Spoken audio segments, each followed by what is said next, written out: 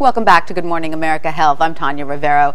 No matter how motivated we are to eat healthfully, there are just some foods and drinks we can't live without.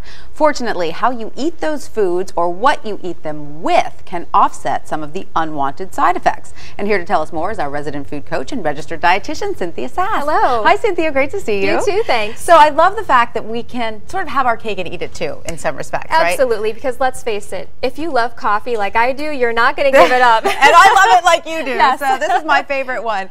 We know that coffee does have some unwanted side effects, correct? Yes, in this case, it reduces the absorption of calcium and it increases calcium losses. Now, that's particularly important for women over 30 because by the time we hit 30, we can't deposit any more calcium in our bones. So our bone bank is full, and whatever we have in our bone bank is what we have for the rest of our lives, and then we start to lose calcium from our bones, especially after menopause. So we want to do everything we can to prevent that loss at any time in our lives. But absolutely. Yeah. And so if you are drinking that coffee every day, what can you do to offset that calcium loss? Fortunately, all it takes is adding some milk to your coffee, and it doesn't really even take that much. Right. Just a quarter cup, which is really just 4 tablespoons per 8 ounces of coffee, is plenty enough to offset the effects of the calcium loss and the reduced absorption. So a quarter cup has about 75 milligrams of calcium. Now, some of the research shows that we only lose maybe 4 milligrams per every 8 ounces, so that's actually even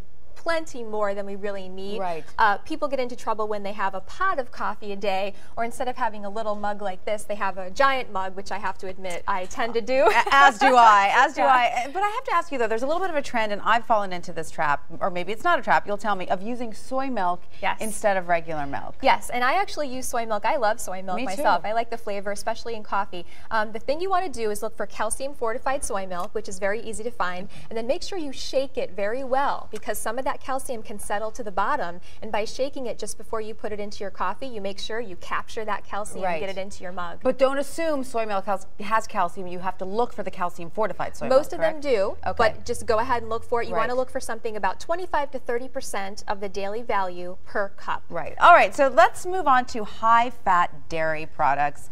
We all love a little smear of cream cheese on our bagel every now and again. How can we offset the dangers of that? Okay, so here's what's not so good is 1 ounce of this has 30% of the maximum amount of saturated fat we should have for the day. That's probably the amount that you'd put on a bagel or something like that. The good news is that a recent study found that having 1 serving of strawberries, which is about a cup or about the size of a baseball, with a meal that contained a lot of saturated fat. Now, in this particular study, it was a bagel with cream cheese and a glass of whole milk.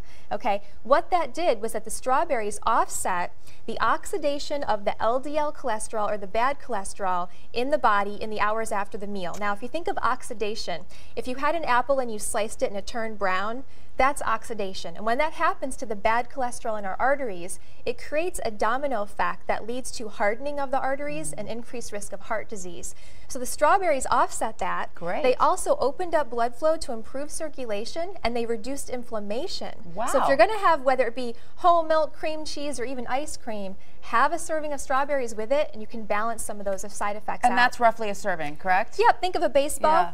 All right. And it's just strawberries. Other berries weren't doing this. This particular study just looked at strawberries. All right, good to know. They certainly taste good together. Yes, so they that's, do. Yes, that's they a do. good one. Now, what about grilled meat? We know there are some dangers involved with eating grilled meat. Yes, unfortunately, when meat is heated to a high temperature, the amino acids or the proteins in the meat interact with another substance in the meat and cause these substances to form called HCAs, or heterocyclic amines.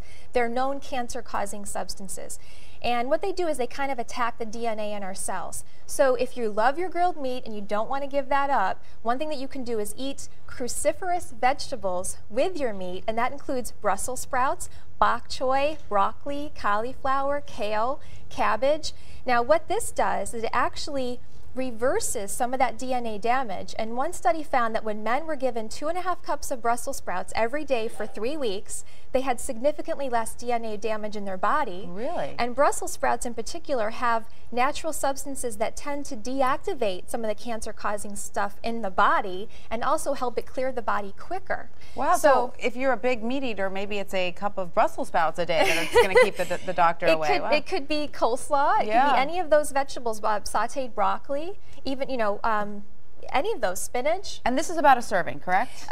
Once again, think of the size of a baseball, which if you put a baseball into a 1-cup measuring cup, it would fit right in there. Right, and you're thinking to aim for 1 serving of Brussels sprouts per, what, 4 ounces of per grilled 3 meat? ounces. 3 ounces. Now this is actually a little bit large. So 3 ounces, which is the recommended portion, is about the size of a deck of cards in thickness and width, or about the size of a woman's palm. So this is a little bit large right there. You might want to trim a little bit off of that. Trim a little bit, or have another serving of Brussels sprouts, one or the other, right? All right, now what about, is this dough? This is pizza dough. Pizza dough, okay. The not so good news about any type of dough that's heated above 120 degrees, it's been shown to form a substance called acrylamide, which is any kind of dough? Any kind of bread or dough. Okay. Yeah, but we love pizza. I do too. So we want to offset the effects of that acrylamide, which is known to increase the risk of both cancer and heart disease. Now, a recent study found that adding rosemary to dough reduced the acrylamide formation by 60%. 60%? Yes, and it didn't take that much. It was 1% of the dough. So if you're going to make your own pizza,